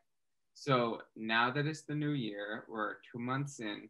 What is your mindset going into the rest of 2021? Get rich, get on. Like this is the year, bro. I'm telling you, I'm gonna do it. Like and just me talking to you about this and everything is manifesting it itself, like speaking it into existence and all that. Like I got videos on the way. Like the first video I drop is gonna be fire. Like I've made a video before, but I had shot it with this phone right here. I had my girlfriend and my sister like shoot, and then I was doing everything else and shit. My fault. And then I edited it on my phone through this app, and it came out straight. Like it wasn't the worst thing I've ever seen, especially because of the quality and stuff. And then like I had got that on No Jumper too, and they were fucking with it. Yeah. They were fucking with it. They were like they were actually giving me pointers on how to make it like better, like certain angles, certain things I could have done with lights and shit like that. Like I like the critique and everything. Like they fucked with it, especially for like they saw I was trying. Like you know what I mean, for somebody like with limited resources to try to do it on their own. You know what I mean? That shows a lot too. Like, and it came out straight at the end of the day. Like if I really knew what I was doing, it probably could have came out pretty fire, because this camera is like really good. Yeah. I got the Max Pro, so. Bro, that's a very good point you brought up. I don't know if I brought this up like over text, but there was a producer, Lil Chato, who was like young, like I probably like 14 years old, 13, wow. Even younger. Bro, exactly. But Taz Taylor from Internet Money, he was like, he got on Instagram Live with the kid, and he was like, all right, he said, so how many beats do you make per day? And the kid was like, you know, on weekends I can make like a couple, but like sometimes I have schoolwork. And they were just talking, and he was like, listen to me. If I go and I send you a laptop that has all the like everything you need, all the plugins, all the DSPs, if you keep doing this every day, it's like at least a beat a day or however you do it to make sure you still do your schoolwork. But he said you will be signed to Internet Money by the age of 16. That's fire. all people need is a little bit of encouragement, man. That's fire. That's what I'm saying. The Adam, then the whole No Jumper crew fucking with me just really just put like a battery in my back, and it showed me that like these are people who know it's gonna work. You know what I mean? Like I could do this. I just have to put the work in to get to it. Like nothing's gonna happen overnight. No, I mean, literally it could happen overnight technically, but like it's like not an overnight process. Like it takes like time like before that. But like literally you could blow up overnight. Like I could blow up tonight if I had got like a certain retweet or certain, you know what I mean? Like, and that's crazy. That's crazy to think about, like how certain people have such a pull on society and everything that like literally one or two famous people fucking with you could literally make you like famous. The virality of things, the fact that people can literally be like, hey, I co-signed this guy, and then boom, the rest of the world is on it. I remember seeing the owner of Half Evil, as you can see right here. Oh yeah, I was about to say, I saw that. That shit's fire right there. Is that a rug? It's a rug, right? Yeah, that shit's fire. Collab with the what's the gamers FaZe Clan. But so he was fucking with Juice WRLD when Juice WRLD I think had like 4,000 subscribers or followers on Twitter, and he was like, "Yo, this guy's next up." Like telling you, and like I'm like a Little Peep stan, and he was too. So I was like, it was right around the time Peep passed away. So he was just like, "Yo, this guy's next up," and I was like, "Okay, let me look." And then he went and he got the Cole Bennett video. The rest is history. He became one of the biggest people. Video. That would be fire. Like, see, and I think I could see him actually like fucking with my music and stuff too, like the style and the sound. You know what I mean? Like, I could see that. I could see that working out. I could definitely see you on a lyrical lemon. Yeah, like eventually, definitely, that's where I'm trying to go to. Because my plan though is to get this video done with Mike and with everything. And that's just gonna be fire. And like me saying this is gonna manifest it too. But like, no, I'm gonna try to get No Jumper to put me on their website and post me on their page, because I feel like if I have that video to that song that he told me to do it to, he would do it, because they were supposed to post somebody from that live stream that I did it on last week on their website and on their No Jumper Instagram page, but they didn't end up choosing anybody or whatever. So, but they said I had the best song, so I'm a shoo-in type shit. So if I could get that video 100% right and like, you know, fire, I'm pretty sure I could get that. And then that's a crazy cosign. That might not overnight, but that's gonna get me somewhere. Like just off of the strength of that, I'll guarantee all my numbers will go up from those posts. All my followers, everything is gonna go up from those posts. And then all you have to do is stay consistent after that, and then the rest is history. Exactly, because then once I get that No Jumper interview, it's over completely. Oh, bro, facts. Because all it takes is that one person watching the interview that it then goes and listens to your music and is actually the A&R of so-and-so, then boom. Yeah, and then once they see that my music's not trash, it'll be like, you know what I mean? Yeah, exactly. Like they're going to like you as a person, and then they're going to go listen, and they're going to be like, oh, his music's good too. And then that's an easy cosign. I'm so underground right now. For some reason, people love underground shit. And then like when people get big, sometimes they don't end up fucking with them as much. But real fans are gonna stay with it, and people who make good music, they always end up keeping that like audience. Like, so I'm happy for this. You know, I'm ready for this. I can't wait. I've been waiting my whole life. Oh yeah, shit is gonna be fun. It really is, bro. I'm so excited to see the growth, and you know, just seeing the growth from the 777 project to 1111, and now the next project that you eventually end up releasing, it's just gonna be yeah, bro. Rock with that name, like fuck it. And then I'm probably gonna go back to the angel numbers. I'm hoping though that like in Vellz we trust to have like some type of buzz going or something, just like, because that's a hard name. Like my boy was like, you wilding with that name, and I was like, nah, bro, you know that stuff. He said, yeah, what you think, you're God or something? And I was like, nah, bro, I think I'm the ticket though. So feel me, like, and that says a lot right there. So I'm gonna get to it, bro. This shit is gonna be fun. It's gonna be good for CT. I'm not a Hollywood nigga. Like I'm gonna try to bring that spotlight to the whole CT. There's a lot of talent that like won't make it maybe, or until they have like that spotlight, you know what I mean? And then once people see that it's possible, it's gonna make them want to go harder and stuff too. Because there's people who've been putting way more money in than me, doing way more stuff, doing way more videos, all that type of shit, but they might not have the same like outlets and everything, and like chance and everything, you know what I mean? So not everybody in CT could say that No Jumper is fucking with him and like that Adam's in their DMs and all this other type, you know what I mean? So it's gonna be good. It's gonna be a good day for CT when I blow up. I love that, bro.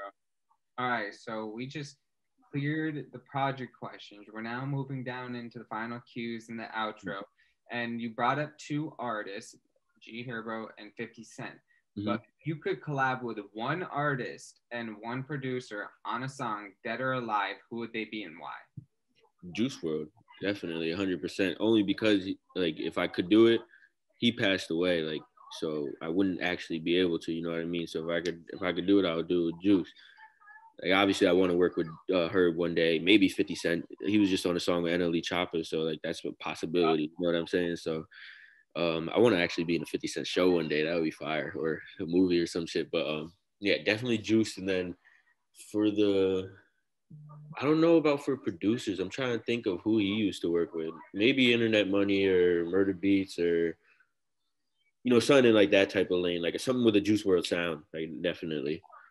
I would love to hear like a Nick Mirror beat with that. Yeah, facts. Some you know what I mean? Something like that. That would be fire.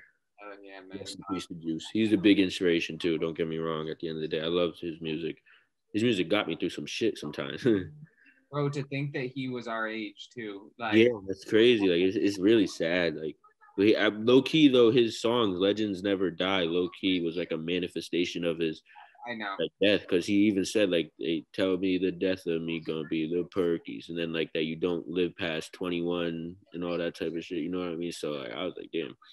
I hate to to think about that, but that generation of artists really, before we were so woke about manifestation, and they were realizing what they were saying on the tracks, but a lot of these artists manifested their deaths not. Yeah, and that's what I'm gonna not do. I don't want to talk about I might talk about death in the song, like how like make it out, like so much death going on. I just wonder will I make it out, but I'm not gonna talk about my death and my demise and stuff like that. You know what I mean? I want to live as long as possible, a long life. You know what I mean? I want to be able to die like in my 90s type shit. I want to see my kids have kids and maybe even their kids have kids. You know what I'm saying? So. Longevity, brother. Longevity. I feel for the long run. I don't want to be here for a little short time. I want to be here for a while. Exactly, man. All right. So this question always makes people think, and I've gotten so many different responses, and no response is wrong. But imagine everybody is staring at the same TV screen, at the world's attention for 30 seconds. What would you say? 30 seconds. Knowing me, I'm gonna promote myself. So I'm going to say something about my music or check out this, check out that. But I'm also pretty woke. I might say some shit that's going to fuck up everybody's head, to be honest. I don't know. I don't know. It would be something that, like, Norm doesn't really know about, but, like, you know what I'm saying? Like, so I'm probably not going to say it right now, but something like that. Like in that type of lane, some woke shit that people don't really know about that they should know about, like how fucked up the system is and all that type of shit, how fucked up society is and like how oppressed we are and we don't even really know it and all that type of shit. Like I'm going to say something that would make people think and like make them, whether they Google it, YouTube it, something, like they're going to look it up just to see like, what is this kid talking about? You know what I'm saying? Become independent thinkers themselves. Yeah. Like I'm going to say some wild shit outside the box. If I had the whole world, yeah. But I know I gotta be careful with certain shit. They don't like that. The higher ups don't like that. Well, my dad said, "Hey, the world is fucked up, and it always is." So like the people that call out like the conspiracy, like trying to call out the billionaires and saying them by name, it's probably not the smartest thing to do. Like literally conspiracy theorists and conspiracy people thing or whatever. Like that word came up just to debunk them. Like from certain, because I'm not gonna sit here and say every conspiracy is true, because that's not true. Them shits be far-fetched. Some shits really just be motivated by people who support Trump and shit like that. But like there's a lot of conspiracies out there that are probably true, and that like a lot of people don't believe and don't know about and stuff. And like I feel like we should know a lot of things. It's the pre-Trump conspiracy theories. Yeah, facts. That y'all are crazy. After that, yeah. Yeah. I definitely don't go around saying a lot of stuff no more. I used to kind of bug out, but You know, in all I'm honesty, ready. soak in the information. You don't need to let it back out, but you at least are conscious of it. Mm-hmm. Exactly, like possibilities and shit. I just know that they don't always tell us the truth, and that's what I'm happy about. Like they're not always telling us the truth. Yeah. No, seriously, man. All right.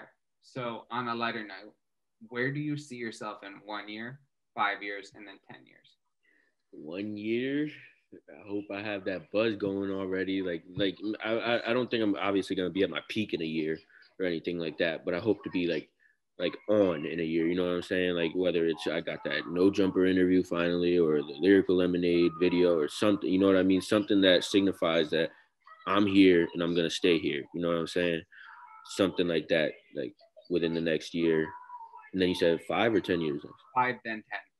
5. I hoped.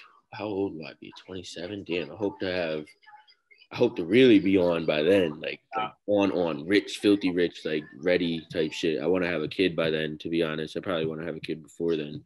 I want to have a kid once I have enough money to support a kid. I don't even have enough money to support myself right now, so I'm not gonna bring a kid into this world. So, but I do want kids. Like I love kids. At the end of the day, I do want. I hope my first kid is a boy. Matter of fact, my first kid will be a boy. I'm going to have my first kid will be my son. That's gonna be my little mini me. I'm gonna bring him everywhere. like G Herbo was the one who really made me want to have a kid. Like seeing him so happy with his kid and stuff, and how much his kid looks like him and shit. Like I was like, I can't wait for that. I can't wait because I was a cute ass baby too. So was Shorty. So like, if we have kids, that's gonna be a cute little boy. For real, I can't wait. And then 10 years definitely with kids, and then I want to be like I want to do so much stuff from now to those like in between these 10 years where I won't really have to do so much after like 10 years. Like obviously I want to be able to still drop music and A, B, and C and stuff like that, but I don't want to have to keep doing everything. I want to be able to be with my family as much as possible. 10 years is retirement. Yeah, like damn near, you know what I'm saying? Like where I won't have to keep doing pop-ups and mad shows and all that. Like I still want to do them here and there, but just not as frequently so I can get more time with my family. I don't want to be a dad that's not there for their kids, you know what I'm saying? Or like family in general. Like obviously I want to provide for them and they're going to have to understand that, especially in that 10 years, but I want to do enough stuff to set myself up to where like I don't have to work as much anymore. Exactly. That's the right way to look at it, man. Mm-hmm. Well, that's some great answers, and I appreciate you for this whole time. We're now yeah, it was like 2 hours, right? Virtually, yeah, man. So, I'm leaving it to you. Any more shout outs before we end today's interview? Shout out Cuz J Sweat. Shout out little bro King KD. Shout out Kenzo for being on my tape. Shout out everybody fucking with me. I hope, yeah, just shout out everybody fucking with me because I don't want to leave anybody out at the end of the day. But definitely shout out to them for being a part of my project and stuff. Shout out to Freddie Duco for the beats. Shout out to the guy who made my way beat. We're gonna start tapping in more. Shout out to Mike. Shout out to you, bro. Like this year is lit. This is gonna be the year. Make sure of it. Gotta make it happen. Shout out to Shorty too. Don't walk around like that. Shout out to Shorty too for everything at the end of the day. We're gonna get married one day. You heard it here. Hey man, I here first. So much, bro. Getting that no jumper interview this year. I'm getting I'm telling you, bro. I'm getting on that. This video is gonna get me the fuck out of here. This video, I'm manifesting it right now. Me saying it right now, that shit is gonna get me out of here. And then there's no stopping me once I got that thing. Like I told you, I'm good at drawing. I want to have my own clothes. I want to have my own cartoon show one day. I want to get into acting. Like I really want to get into acting. That shit looks so fun to me. I want to see myself on the big screen. I want to start a YouTube show type shit. I just want to do mad shit, like besides rapping. Like obviously I want to do that too, but I want to do so much more besides that. Like, I got so many ideas. And I'm a character, bro. Like everybody I've ever met, like usually people fuck with me. Like I never really. If people don't like me, it might have been from something they heard from somebody else or some dumb shit I've done in my past or some shit like that. But other than that, usually like people like me. I'm a likable person. I don't like confrontations. Like I said, I'm not gonna start problems with people for no reason and stuff like that. That's not me. That's not my body. I'm just a chill, smooth criminal. You know what I'm saying? Yeah, bro. Well, man, I appreciate you so much.